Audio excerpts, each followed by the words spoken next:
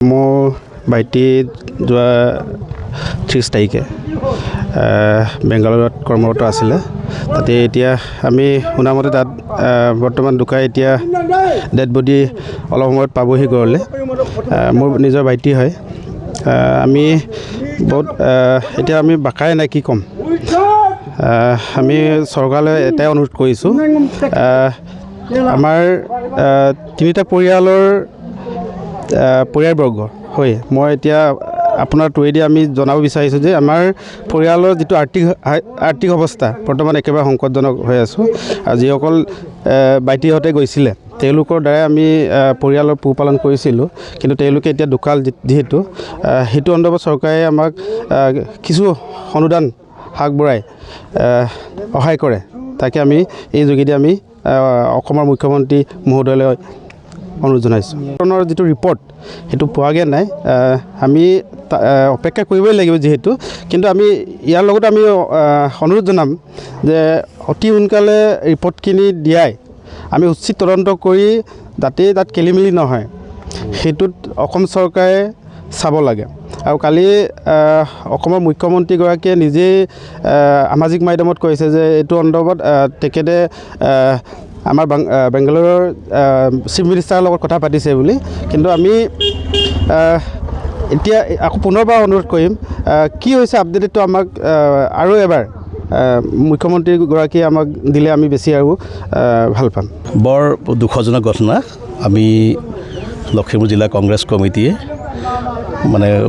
দুখ প্ৰকাশ কৰিছোঁ। লগতে আমাৰ প্ৰদেশ কংগ্ৰেছৰ সন্মানীয় সভাপতি গৌৰৱ গগৈ ডাঙৰীয়াই ইতিমধ্যেই আমাৰ গোটেই কথাখিনি আমাৰ পৰা জানি লৈছে আৰু আমাক যোৱাকালিয়ে ক'লে যে কাইলৈ গৈ এবাৰ কথা পাতিব লাগে। আৰু আমাৰ ইয়াৰ আগত আমাৰ এটা পৰিয়ালৰ লগত তেখেতে নিশ্চয় কথা পাতিছে আৰু এতিয়া দেখা পাইছে আমাৰ বেলেগ এজন নেতাই আমাক প্ৰদীপ বৰদলৈ ছাৰে কথা পাতিছে। আমি গোটেই কথাখিনি জানি লৈছোঁ। আৰু মূল কথাটো হৈছে প্ৰকৃতত কি কাৰণে মৃত্যুমুখত পৰিবলৈ গ'ল ইমান ফুল কোমলীয়া মাত্ৰ দেখিছেনে 18 বছৰ 19 বছৰ বয়সৰ ল'ৰাকেইটাই। এই কথাটো আমি চাই আছোঁ। আৰু ইতিমধ্যে আমাৰ প্ৰদেশ কংগ্ৰেছৰ সন্মানীয় সভাপতি ডাঙৰীয়াইও আমাৰ কৰ্ণাটক গভৰ্ণমেণ্টৰ উপ মুখ্যমন্ত্ৰী DK শিৱকুমাৰৰ কথা পাতিবলৈ ইয়াৰ এটা তদন্ত দাবী কৰিছে। আৰু আমাক এই ঘৰৰ যি ক্ষতিপূৰ্ণ কথা কৈছে আমি কথাটো চিন্তা কৰিছোঁ। আমি এই কথাটোৰ ওপৰত আমি অৱগত কৰিম।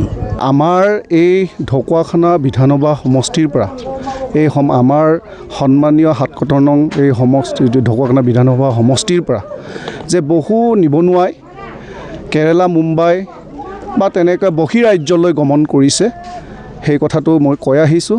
আৰু সেই বিষয়টোৱে হৈছে আৰ্থ-সামাজিক দুৰৱস্থাৰ কাৰণে। আৰু এই আৰ্থ-সামাজিক দুৰৱস্থাটো এতিয়াও নিৰাময় কৰা নাই আমাৰ ভাজপা চৰকাৰেই হওক বা মিচিং স্বায়ত্তশাসিত পৰিষদেই হওক। এতিয়া আপোনালোকে দেখিছে ইমান আলয় আহুকাল, ইমান অৰ্থনৈতিকভাৱে দুৰ্বল সেই পৰিয়ালবোৰ যি পৰিয়ালত এই ঘটনাবোৰ ঘটিছে।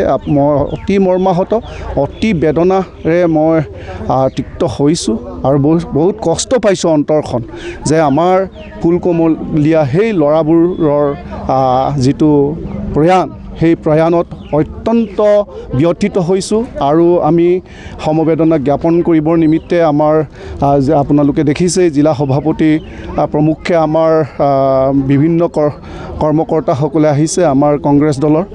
আৰু ইতিমধ্যে আমি আশ্বাস দিছোঁ যে অন্ত্যেষ্টিক্ৰিয়াৰ কাৰণে যি খৰচ কৰিবলগীয়া, খৰচ বহন কৰিবলগীয়া সেইটো আমি বহন কৰিম, অভাজনেও বহন কৰিম।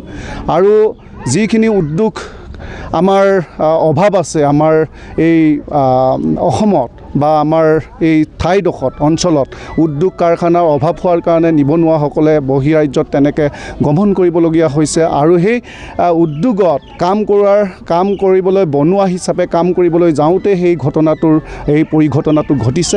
গতিকে অত্যন্ত মৰ্মবেদী, মোৰ নিজেই অন্তৰাত্মাত বহুত কষ্ট পাইছোঁ আৰু বেয়া লাগিছে, ভাষা নাই অভিব্যক্ত কৰিবলৈ। মই অত্যন্ত মৰ্মাহত। ধন্যবাদ।